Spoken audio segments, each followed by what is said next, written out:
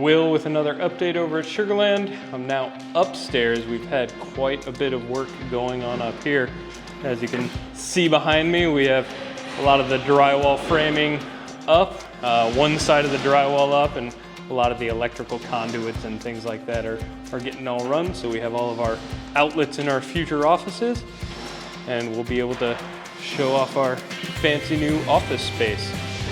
So stay tuned when you can really see it all come together.